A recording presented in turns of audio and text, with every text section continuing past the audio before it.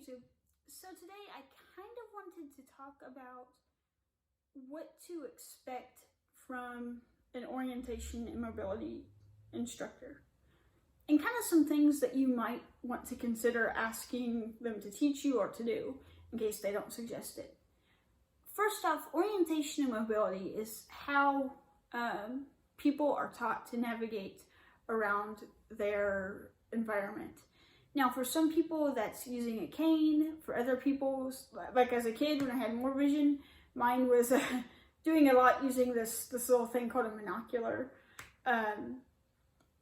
But this teaches everything from what's called body blocking, so which is kind of walking with your arms out in front of you. A lot of people kind of use it inside. The idea is stuff bounces off your arms and not your head. Kind of handy. To using a cane outside, to crossing the street safely, anything like that. So usually you'll start off kind of with inside, kind of safe areas, then you'll kind of move into like residential areas with not much traffic, then you kind of move into kind of semi-business areas, which are a bit more busy, and then you move into business areas. And how far everyone gets and what all they do can be varied. You know, if you're 20, you're probably going to do things differently than if somebody's 75 and only goes to church every Sunday or whatever. Don't be afraid to suggest routes to your O&M teacher or places. If you go to, like the YMCA or to the gym or to church or a certain movie theater or a restaurant or bar, don't be afraid to say, hey, I'd really like to go here to do da-da-da-da-da. Or if you like to walk down to the store or walk around the park, or if you first off, if you do that on a daily, weekly, monthly basis, definitely go for it. But don't even be afraid to say, hey, we have a lesson on Wednesday. I have a really, really cute date, and I really don't want to ask them to give me a ride because I don't want to be chopped up into a million pieces. Or I don't want to look like I'm a burden. Or I just really want to walk in independently because I'm a normal person and give normal answers. Can you show me how to get there? Can we walk around the restaurant or whatever? Can we do a trip into the, to where the restrooms are? Anything like that. That's totally valid. Your O&M instructor is there to help you become as independent as you can possibly become. That is what they want to do. So they want you to be able to keep doing the things that you love to do. So don't be afraid to ask them to do that. Don't be afraid to come up with ideas for lessons. Also, know that they might kind of push you and they might say, hey, I really think we should do this street crossing or whatever. And you might think, I'm never going to do that in a million years by myself. Learn anyway. It's a good skill to have. You would rather have the skill and never need it than need it and not have it. You never know what kind of situation you're going to find yourself in. So go for it. Some questions to kind of ask. Is your O&M teacher certified? States have different laws on certifications. Look at your state. Again, I would talk to an eye doctor.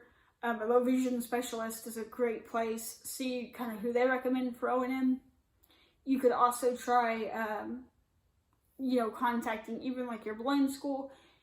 Your Library of Congress, National Library Services might even have some suggestions. The National Federation of the Blind, the American Council of the Blind, the American Foundation for the Blind. You could try contacting any of them.